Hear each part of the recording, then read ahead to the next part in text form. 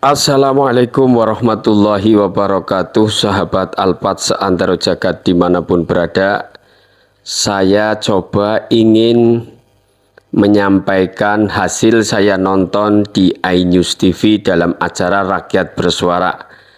Saya berusaha menyampaikan sehati-hatinya agar kita bisa mencerna dengan baik ya, tidak ada nanti unsur kebencian.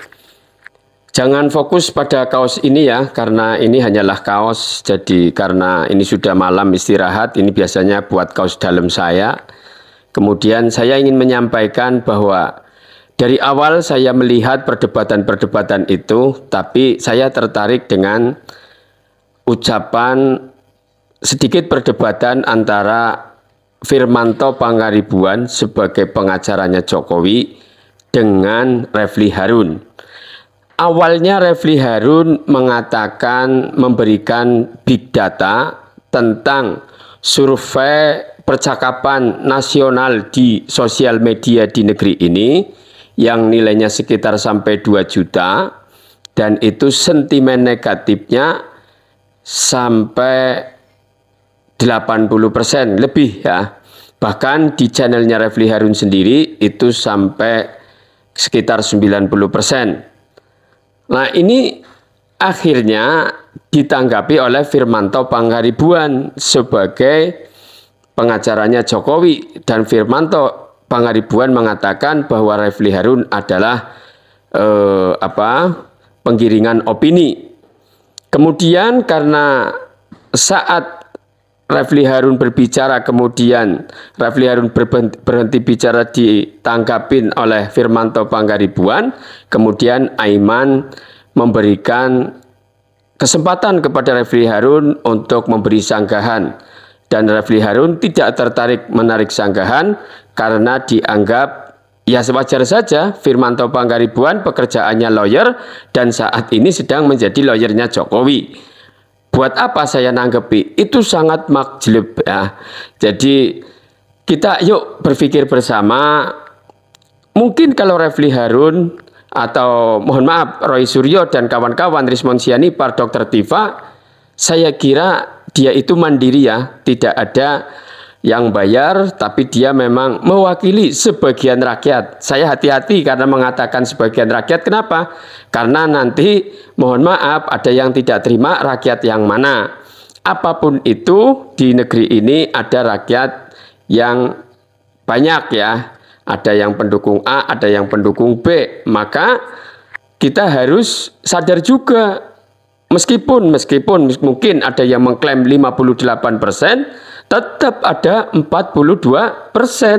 Meskipun nilainya tetap kalah kalau di negara demokrasi untuk menentukan kepemimpinan yang menang 58%, tapi ingatlah masih ada 42% tersisa.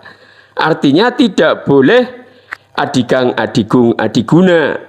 Ya, yang 58% pun tidak boleh adigang adigung adiguna, apalagi yang 42%, sama saja. Jadi kita harus hati-hati. Jangan sampai kita mendeklar diri kita, golongan kita paling kuat, kemudian kita harus injak-injak golongan yang lemah. Tidak boleh. Kemudian yang lemah juga harus playing victim. Nggak boleh juga ya. Kita harus objektif dan kita harus mengedepankan hati nurani. Kemudian Refli Harun juga mengatakan bahwa di bagian kiri, kalau kita melihat TV ya, itu adalah orang barisannya pendukung Pak Jokowi dalam ijazah ini.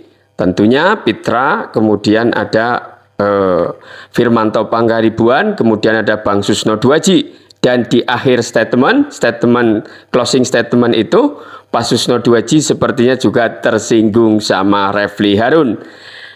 Pak Susno Duaji di challenge oleh Refli Harun bahwasanya di bagian kiri ini sepertinya orang-orang yang mendukung ijazahnya Pak Jokowi itu asli, kecuali Pak Susno Duaji. Akan tetapi Pak Refli Harun mengatakan Pak Susno Duaji sepertinya abu-abu main aman.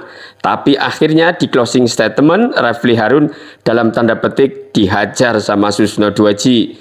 Yang tadinya Susno Duaji agak abu-abu, tapi setelah di challenge oleh Refli Harun, Pak Susno Duaji justru menyerang Refli Harun dalam tanda petik, mengatakan bahwa surveinya Refli Harun pasti benar, tapi itu bisa dijadikan bukti bahwa Pak Jokowi dicemarkan nama baiknya.